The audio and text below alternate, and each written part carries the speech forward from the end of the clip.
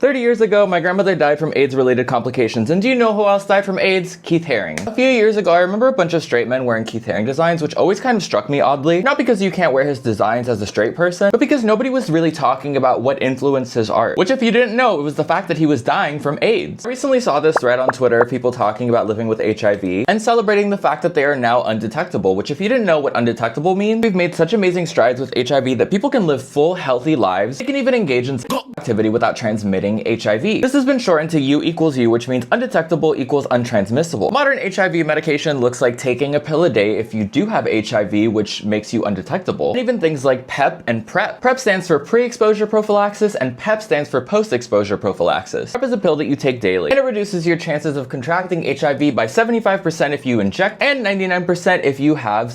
And PEP is something that you can get if you go to the emergency room if you've had an exposure to HIV or you believe you've had one. Which is incredible to think about because in my lifetime, I've gotten to watch HIV going from being a death sentence to something that people can live happy and healthy and normal lives with. And while we've been steadily hurtling towards a cure, unfortunately, our current administration doesn't think that that's a great thing. In fact, funding has been cut not only for research, but for people's access to these medications that are life-saving, which is absolutely wild and disgusting. This foundation, the Elizabeth Glaser Foundation, reached out to me and asked me if they could send me this Keith Haring collab that they're doing. They specifically focus on ending HIV for pediatrics cases, aka kids, people that are born with it who have no control. And every purchase of this shirt goes towards helping end HIV. When they sent this to me, they told me that I wasn't obligated to post anything, but I really care about this issue, so I wanted to make a video talking about it. When I initially saw that thread on Twitter, I ended up making my own post about my grandmother. One of the responses was, "I'm so sorry that your grandmother was a drug addict." And while it was framed in a caring way, it was anything but caring. They were attempting to shame my grandmother for having an addiction. And on the post of the brave people who were talking about their HIV status and trying to end the stigma around HIV, I saw a bunch of comments saying that they deserved it and that this shouldn't be cured because it's a gay man's disease. And let me just say this, my grandmother was a drug addict. That doesn't make her life any less valuable. And those are gay men, and that does not make their life any less valuable. The reality is when you hold so much contempt for a group of people and you disguise it under your religion or whatever your belief system is, not only are you going against the love that you're taught to have for people regardless of what they come from or who they are, you're also hurting people like the children who are born with HIV that have no control over it. And all of their lives matter. With that said, if you're one of the straight men who are rocking a Keith Haring shirt from Uniqlo a few years ago, here's an opportunity to do right by Keith Haring's legacy and purchase another piece of clothing with his art on it. If the proper care and research was put in at the time, Keith Haring might still be alive to create more impactful art, and unfortunately he's gone. And I don't want his legacy or my grandmother's legacy to go in vain.